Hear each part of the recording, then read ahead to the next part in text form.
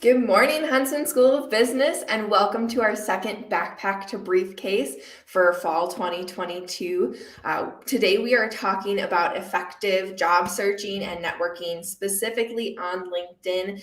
And man, oh man, we have a great guest for us today. We're here with Andrew Marino, who is actually working at LinkedIn right now. So in 2020, January specifically, Andrew was a clueless freshman, self-proclaimed clueless freshman with high ambitions. By the time he graduated in May in 2022, he closed 1.5 million plus in annual recurring revenue as a sales professional and full-time student. He has 18 months of experience as a real estate investor, and when he's not working or learning, he's networking, which makes him a perfect speaker for today. And he's looking for the next adventure through global travel, exercising at the gym, hiking, trying a new burger. Love to hear your recommendations, or breakfast and dinner, or finding new music on Spotify. So welcome, Andrew. We're excited to have you.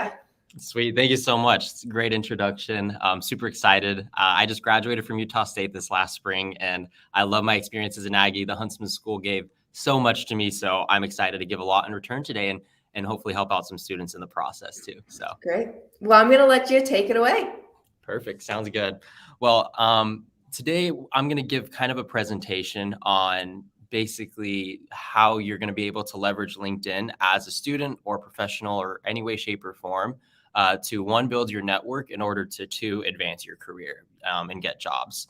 And this is the actual deck that we use at LinkedIn through our LinkedIn coaching service program for job seekers around the world. So I'm going to give this presentation to y'all today, and I hope you enjoy. So this first slide here gives some great statistics in terms of how important the platform is. But my favorite one is that 3 people are hired every single minute on LinkedIn. And this is 24/7, 365. So there's a lot of opportunities to use this platform to, advance your career rather than just maybe submitting a cold application online, which is, a big reason why this statistic is really important as well. 9 out of 10 employers use LinkedIn during the hiring process. They could use it from start to finish, such as, applying for a job on there to begin with, or even just taking a glance at your profile before the interview. So it's really important to have your LinkedIn up to date from kind of start to finish in the whole process. With that, there's a lot of talk right now, especially on LinkedIn and throughout, corporate life, that resumes are going a little bit out of date. And one thing I will say, it's important to have one. It's great in terms of expressing yourself and being part of a job application process. But something that's super important is your LinkedIn profile. As I mentioned, any recruiter or any hiring manager is going to be taking a look at that before, they hire you and interview you. And they might take bits and pieces of that since it's going to say more than your resume. Which is why right now I'm going to talk about a few aspects of your LinkedIn profile that you want to make sure you have up to date. That way, when you're interacting with prospective hiring managers, they're going to be able to see the best of what you have. So this is my favorite description of your profile. It's your story in words. And at the end of the day, when you're talking to people, you're selling yourself. And the best way to sell yourself is through stories. People remember stories more than anything else. So your profile is going to be expressing that little blurb that Elise kind of shared was actually the summary on my LinkedIn profile page. So a couple things to kind of keep top of mind. Make sure that you have everything up to date on your profile when it comes to your location, the industry, education, experience across everything when it comes to service, work, your skills, things you've been involved in. All of this comes into play and people will look at it. So make sure you have it up to date. With that, the first thing that people are going to see on your LinkedIn, besides your picture, is your headline, the way you describe yourself. So it's important to be creative with this. And I love the questions that they phrase here. The first one saying, if this is the only thing someone sees about me, what does it say about me? So make sure you're bold and you're able to say a few things. My recommendations is 1, talk about what your current role is. And if you don't have a current role, talk about what you aspire to be. Talk about your passions, and of course, also talk about your skills, keeping it very professional and very tailored to what you're looking to get out of your career. In addition to that, as I mentioned, the summary is a really important aspect of who you are because it's what people are going to see in maybe their first impression and a description you could write about yourself. It's different than a resume in terms of on a resume, you might have an objective statement, and those alone might be a little outdated now.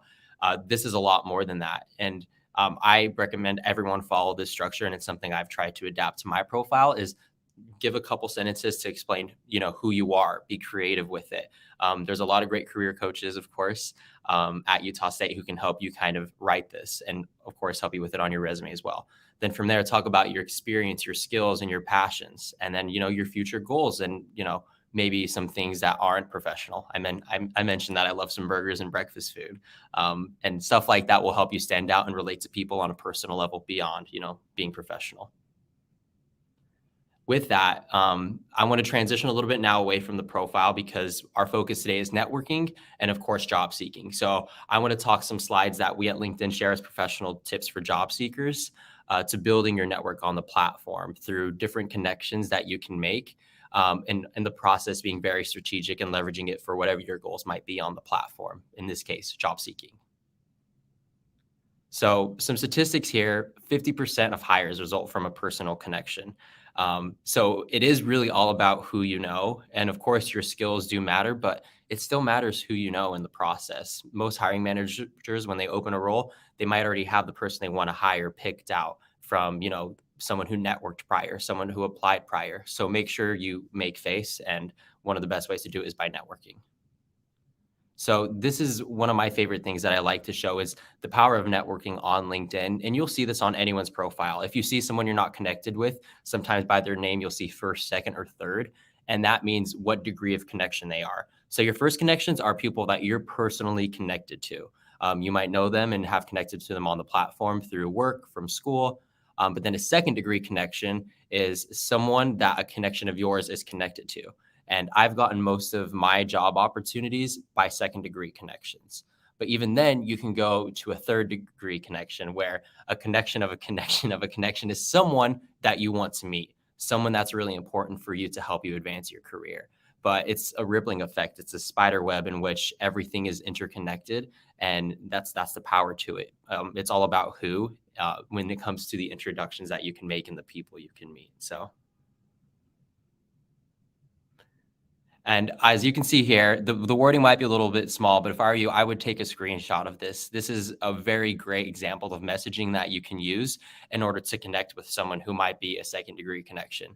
And every job opportunity I've ever gotten has come through networking and, customizing an invitation like this.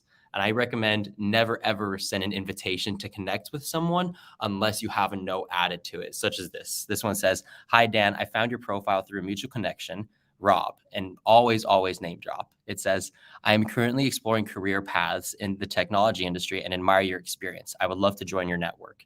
It's such a simple, basic message of showing, one, a person that you know and have in common with, two, that you're interested in maybe learning from them, and three, saying something in particular, saying the technology industry. And the more specific you can be, the better, because it shows that, one, you did your homework, two, you're actually interested in them, and three, it's going to give them more incentive to connect with you and maybe even talk to you on a phone call or on a Zoom call or a coffee chat of sorts. So with this, I'll show this a little bit more after we go through this deck. It's pretty short. I'm going to go through and show you how you can do filtered searches on LinkedIn to connect with different alumni, with people at different universities or at different companies. So that way you're going to be able to, get a head start on meeting the right people before applying for the job or internship you might want. So I'll go through and show that a little bit more, but these are some good questions to keep in mind. If you want to be strategic on building your network on LinkedIn, make sure that you're going to not connect to complete strangers. Connect to people that, you're going to learn from or that can add value to you, and vice versa. A couple things to keep in mind is this third point is my favorite. You want to connect to people who are going to help, people who are going to connect you to someone who can help you achieve your goals. I've met so many amazing mentors on this profile, some that I text, some that I get on monthly calls with, and they've helped me a lot in my career journey. So it's going to be really important to be strategic with that as well. But those last 3 points are my favorite. Make sure you keep these 3 things in mind every time you connect with someone. Kind of say who you are, maybe name dropping who is the common connection, how you came across their profile, through that connection. And then the last one, how they can help you. And I'll get into some more detail as that and give some personal examples as well. So right now, I'm going to transition a little away from the basics of building your network on the profile to, preparing for opportunities. whether it be jobs or internships, getting referrals, and using this network that you have to get the opportunities that you want the most. So this is one of my favorite statistics as well, because it's personal to me too. LinkedIn members are 4 times more likely to get hired at companies where they have connections. And ever since I was a freshman in college, I always wanted to work for LinkedIn. And before I started about 6, 7 months ago, I will say I was connected to 50 people at LinkedIn before starting here. I had conversations with so many of them on the phone, some multiple times. And knowing this many people really helped me jumpstart and stand apart from any other candidate when the role came that I wanted. So with this is going to be something important as well. And I shared these slides because I think they're great use cases in which you should screenshot this and use it as an example of how you can talk and reach out to specific people on the profile for networking purposes. So asking for informational interviews is one of the most powerful things you can do as a college student, because that's the best way to meet people. Everyone wants to pay it forward. So sending a message like this is efficient. I'll read it so we can pick apart some pieces that are really, really valuable. The first saying, "Hi, Aaron, I'm currently exploring careers in communications." The more specific you can be, the better. Maybe saying the specific role. And it says, "And admire your experience and accomplishments in the industry." Maybe being more specific, saying, "At X, Y, and Z company, doing X, Y, and Z, accomplishment." From there, it says, "I'd appreciate the opportunity to hear about your career journey." And maybe even being more specific there, saying how you're able to go from intern to full time at Google or whatnot. And then the last thing is my favorite part that most people leave out, that I think is the way that's going to set you apart from anyone else, is asking for a conversation. Would you be able to have a 20-minute chat over the phone or in person in the next few weeks? And for me, I even throw out 2 options for them to pick between. And most people will say yes. And I usually say, "I look forward to hearing from you." Or before that, I will say, "If not, that's okay." Or "If you're able and willing." Just giving them and leaving the ball in their court to decide if they're going to help invest in you. Because that's the one thing every professional wants to do. It's the reason why I'm speaking here today, is we all want to pay it forward and help other people. It's just, are you going to be the person who asks them for help or not? And that's what it's going to come down to. So, beyond this slide, I want to talk a little bit more about the more difficult thing of asking referrals. If there's someone you've asked for an informational interview, but they haven't gotten back to you, you can always ask for someone else to give you what I call an introduction. And this is also called referrals, where you're going to be able to go through and get specific advice from someone who knows that person to meet them. So I'm not going to read this one just for time purposes, but I recommend take a screenshot of this. And if you need extra help, I'd love to help you out with that. But, and then if we want, we can go to the next one as well here. The last thing that I'm going to say is like how to specifically look for jobs on LinkedIn on the profile. I currently work in the talent space at LinkedIn, and a statistic that I learned yesterday during our company connect is the company Google, within the last 3 years, they've increased their hiring 3x, and they made 80% of their hires using LinkedIn tools. So it's going to be really important and that's just one example of how companies leverage LinkedIn to find talent. And that's why it's going to be really important for you to be on the platform and apply in jobs this way. And don't get me wrong, it's still going to be important to you, Indeed and Glassdoor and Handshake in college, of course, but it's another powerful way to use LinkedIn as a platform as well. So I'm going to go over some slides that give some basic information there now. But before I do, I forgot about the statistic as well, but I included it, is 34 million job seekers visit LinkedIn jobs every single week. So there's so many people around the world that are going here and looking for open opportunities, because it's the only place where, one, you can find the job and apply to it, but two, look up the hiring manager and try to have a conversation with them before, without, spamming their email inbox and whatnot. So but that's all I have in terms of that. I'm going to show some filtered searches on LinkedIn on the profile. But what I would love to do is have everyone drop some questions in the chat as I go through this next part, because I'm going to give some great use case examples of how you can, find your dream company, connect with, different alumni from Utah State who might be at that company, and some messaging you can potentially send them. So I'm going to share my screen, and I would love, of course, if everyone, is able to take a look here. You won't see me, but I want you to pay attention here. So all right. So you should be able to see this here. Yeah, it says I'm sharing my screen. Great. So if I click on LinkedIn here, you'll see, I mean, I've been here a little bit longer now, so I have a lot more connections. But let's say your dream company is LinkedIn and you want to find maybe alumni from Utah State who work there who can help you get your foot in the door. Something that you want to do is click here where it says, 26,000 employees. And this is a tool that goes very, very underutilized is the filtered searches here. So if you click on all filters, you can filter by so many different qualities and features. Let's say you want to work in San Francisco or find alumni who are there and ask them what it's like to work there. You can put that filter. And then from there, you can go down here to school. And this is what I recommend you do. And this is literally exactly what I did probably 2 years ago as a college student. And this was my first kind of main introduction to Utah State. So as you can see right here, if I do Utah State University, click on this and hit show results, it's going to show me here some people from Utah State who work at LinkedIn. And then, of course, you want to find someone who might be in a field that you're looking to get into. So if you want to go into software engineer, you can look this person and look at their profile and see something you might have in common for them.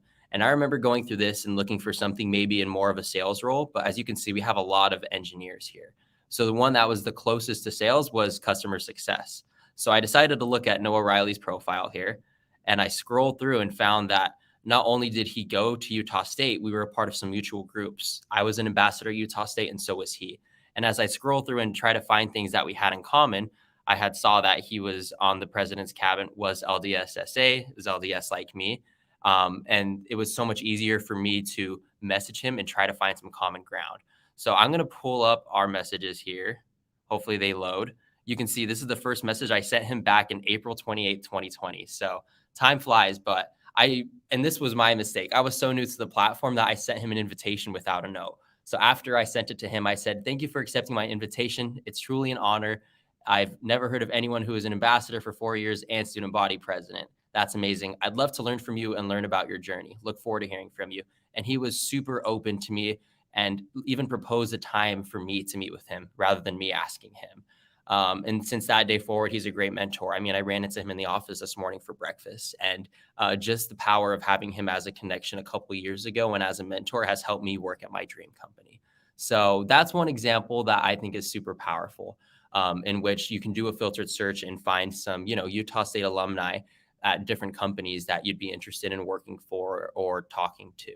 So beyond that, I wanted to share a couple more examples of people that I have reached out to and had opportunities with in terms of looking for opportunities. So last summer, I was able to intern for the Utah Jazz, and then I ended up working full time with them before coming to LinkedIn. So you're going to see some random messages come up here. But what I'm wanting to show you is the message I sent to who was at the time the CRO of the Utah Jazz.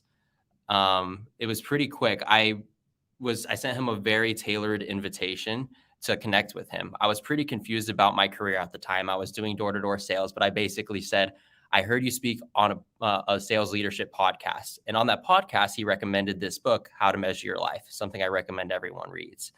So I dropped that in the chat, and then I said, or in the message. And after that, I said, "I'm going to the last home game tomorrow." Since, of course, he worked for the Jazz, it was a good way for me, I think, to find some common ground. And I said, "Would love to connect and get your thoughts on a question.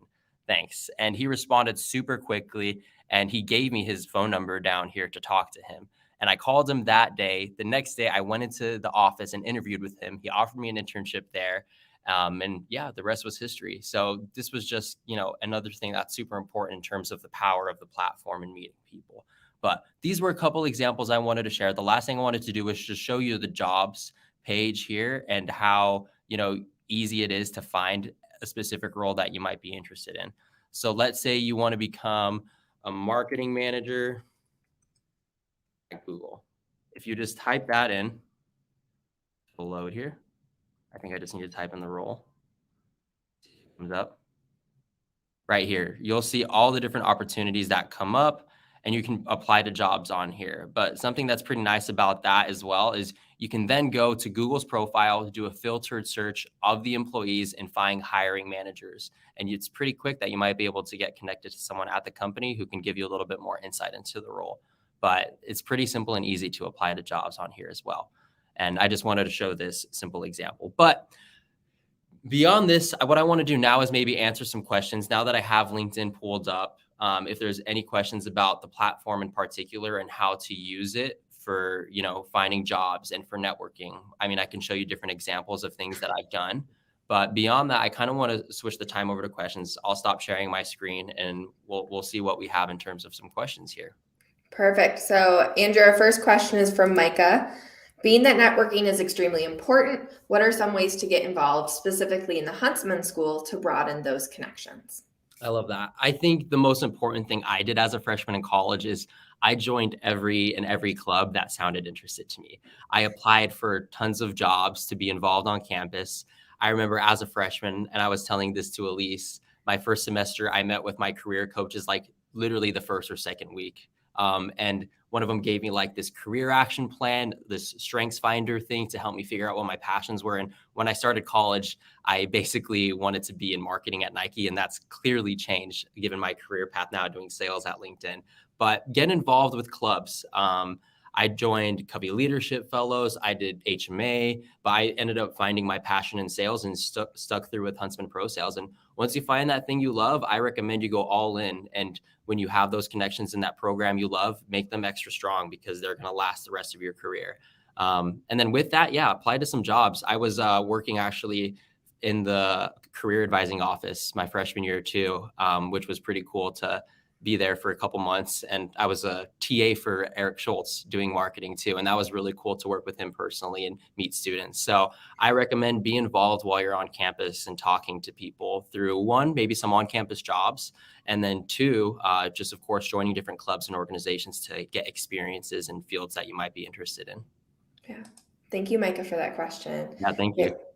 Another one we have from Andrew Lane. How do you move from collecting contacts to productively utilizing the contacts you have? You talked about this a little bit, but is there any negative reflection on how many contacts or connections you may have? Yeah, no, this is a great question because I feel it can be pretty overwhelming to, build a lot of connections and get a lot of advice for your network and your career. I remember when I was in college too, I was debating going into a career in consulting and to financial advising. And I had connected with a lot of people at different companies. And honestly, some of these contacts I probably had just one call with, and I just felt like it wasn't the best fit. So I thanked them for their time. And there's others where I finished the call and had them introduce me to someone else who then introduced me to someone else. And some of these connections, like I'll text every, now and then. Some I email, some I message, some I have phone calls with.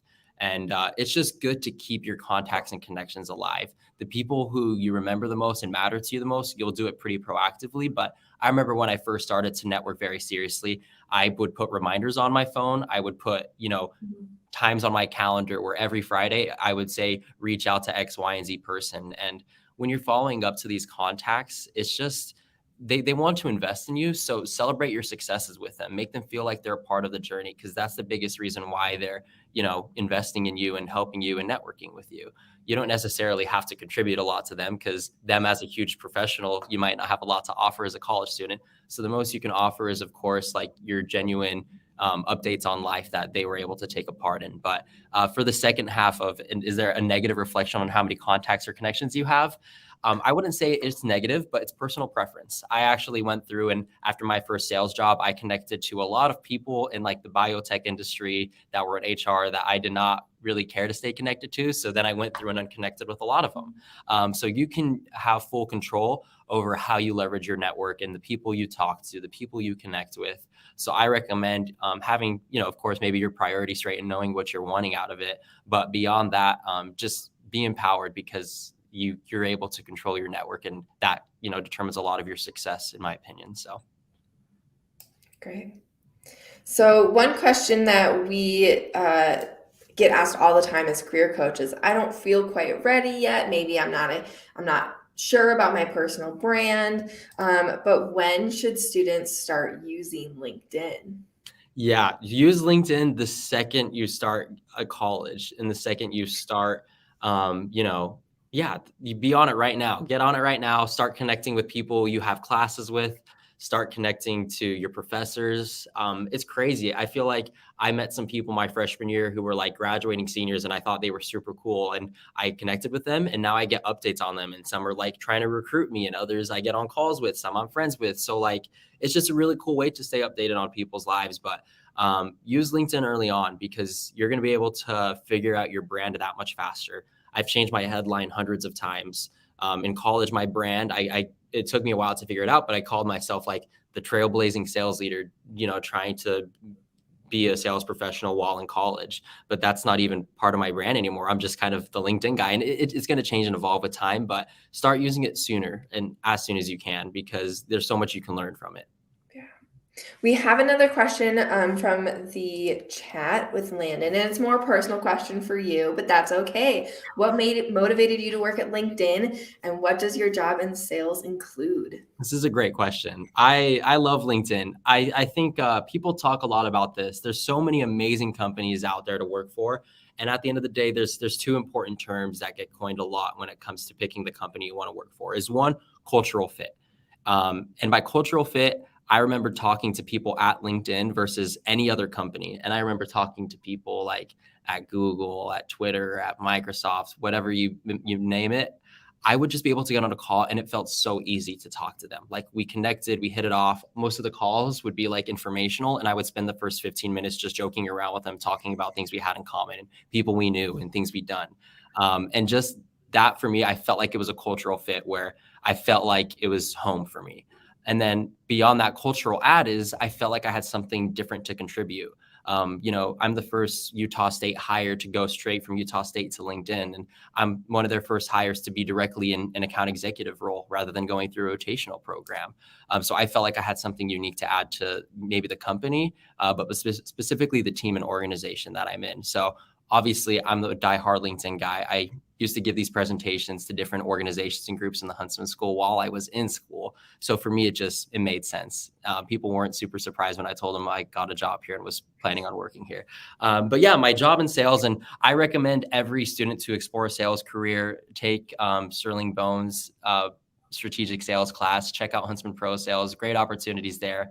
But yeah, right now what I do for LinkedIn is I'm an account executive, and I sell LinkedIn Learning and the survey software called Glint to small, medium businesses that currently have LinkedIn talent solutions that are hiring specific. So it's what we call, quote unquote, a cross-selling role, where I'm selling them a new product and solution since they're already clients. But what I love about my job is they're already paying customers that are trying to hire talent. So now what I try to do is help them retain their talent by using LinkedIn Learning for skill development, career, professional skills. And yeah, it's been really fulfilling because I'm able to work with an account manager who can give me some introductions to clients. And this really changes a lot of small, medium businesses that they're going to have access to these learning tools. Because a lot of companies may not have the best training structures in place, but we have great on-demand learning training courses out there. So that's what I specifically do at LinkedIn. And I guess the day-to-day is I send a lot of emails. I get on a lot of calls where I learned about their learning problems. I demo the platform and hopefully try to sell them some licenses to their company. So it's a pretty fun job that I just get to talk to people all day about learning, which is something that I consider my be as a lifelong learner. But yeah. Emails are hard to get away from. Oh, you got it. If you guys hate emails right now, just wait till you graduate college and you're going to be in your email inbox all day. So we have one more question from the chat. Looking back, what are some things you wish you had done as a freshman in college to better your future? Now, you've got a pretty great future right now, so I don't know what more you could have improved. Yeah. But what advice would you give yourself? I think I wouldn't have been so afraid. I felt like I wasn't qualified for things. And that still haunts me today. Like in sales, you feel like you have to earn your stripes and close a ton of big deals before you can start helping people or asking for help. That's not the case. Like, be bold and put yourself out there. Don't feel like you have to accomplish a lot of things, or just because you're a freshman, you can't join a specific organization or can't participate in some specific thing. Like, let's tear down those boundaries, those false paradigms, and just know you're empowered to do what you want. So if you're interested or curious in anything, try it. And I wish I didn't have as much fear when I was a freshman in college, because I felt like I would be burdensome to someone if I had asked them for help or something like that. But I think what advice I would give to myself is, one, don't be afraid, right? Because I was a little bit afraid. And two, be more curious, right? I was pretty curious and like joining a lot of different clubs and organizations, but at times I kind of spread myself a little thin. So I wish I had been a little bit, not just curious, but also self-aware, and knowing that like, yeah, I'm just not really interested in finance, or this club just isn't the right fit for me. And the sooner you're able to accept that, I mean, you don't have to join all these clubs. You don't have to do all these things. Just be real with yourself. And I don't know, something I did in college that I recommend everyone does is Covey Leadership Fellows. They do this strengths finding assessment thing that you can do as a class. I remember doing it, and it like changed my perspective on, what I thought about myself and what I found interesting. And the more self-awareness you have, the easier it's going to be for you to give yourself some grace and focus on your passions. But college is exploratory, so be patient with yourself. But yeah, be fearless, be curious. There's so much to learn and explore. So I once heard a quote that your 20s and even like your college time is the time to fail and to throw yourself into something new and to like explore and experience. And I really love that idea. Okay, so we're going to quick fire a couple of questions at you. So quickly, are there any misconceptions about LinkedIn you want to debunk?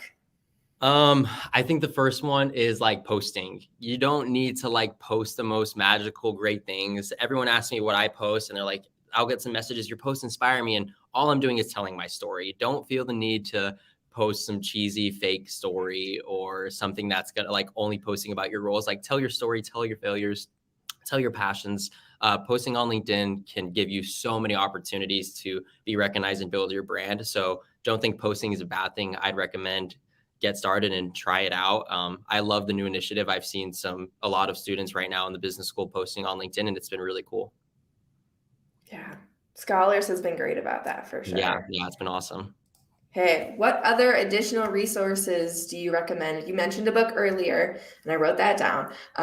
But any more? Honestly, I'm not the biggest. I read a lot of sales books, which is very geeky of me. But I think one of the biggest things is How We Measure Life is a great book. I don't read a lot of books on job searching and networking. For me, it's systematic. Once you figure it out on LinkedIn, you can do it like clockwork and network. But instead of, trying to figure that out, I've read a lot of books to help me kind of find my passions and focus on bettering myself. Like one of my favorite bettering yourself books is Atomic Habits, which everyone knows. A book that I recently read that's a little outdated but still has amazing concepts is, I'm not going to get the name wrong here, I got to pull it up. It's called Designing Your Life. It's pretty similar to How We Measure Your Life, and I really enjoyed that one. And then, of course, there's a book called Start With Why by Simon Sinek. That's awesome. He has a little TED Talk on it if you want to see a 6-minute blurb. It's basically about like the golden circle and how Apple stood out in comparison to other computer companies. So really, really great book. But I find those books to be very inspiring and help me, further refine what is it that I'm passionate about? What do I want to spend my time doing? So Yeah. So is it safe to say if students are interested, can they connect with you? yes, please. And I mean, this is the biggest thing. I love working with Huntsman students. If you're a Huntsman student, like connect with me on LinkedIn, send me an invitation, and I would love to chat further. If you need help with anything, if you want to work at LinkedIn, like I'd love to get on a call, talk some more. And if you're in New York, because I live in New York, and I was going to show this at the end of the call, actually, we work in the Empire State Building, and it's super pretty. Like this is our view that we have. So if you want to have a view like this every day and eat amazing free food with me, let me know. I can help get you connected to people in order to come work out here. But beyond that, yes, please connect with me and let's keep the conversation going. I love helping students, especially on LinkedIn and with career stuff. I just want to be here to support. So. Awesome. Well, thank you so much, Andrew. I've got a couple of plugs to make real quick. Drop-in resume reviews start next week at the Start Desk. So Monday the 12th from 9 a.m. to 4 p.m. to the day leading up to the Expo, which is September 23rd. Andrew, should students be going to the Expo? 100%. I met some of the greatest people there that I still talk to, and they're amazing. So. Yeah. Great. Well, thank you again, and I hope everyone has a great day. Thank you, everyone. Take care.